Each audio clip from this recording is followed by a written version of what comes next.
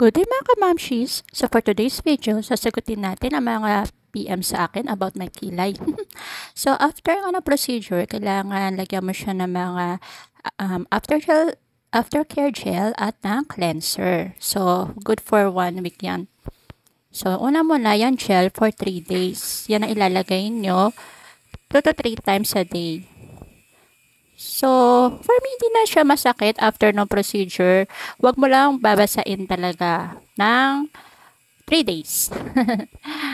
Ewan ko, pero sabi nila pag nabasa daw masakit. So, pero pag yan nilalagyan ko ng gel, hindi naman.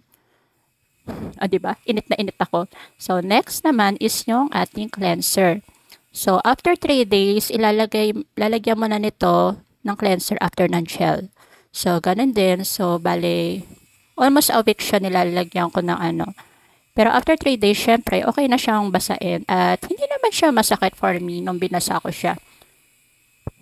So, nagtatanong sa akin kung how much daw yung paggawa ko. Naka-promo po kasi siya that time. So, 2K talaga yung nagastos ko dyan. Pero usually, 5K po talaga siya sa iba. Sabi ko nga po, dahil naka-promo siya, may libre akong eyelash extension at second session. Thanks for watching and don't skip ads!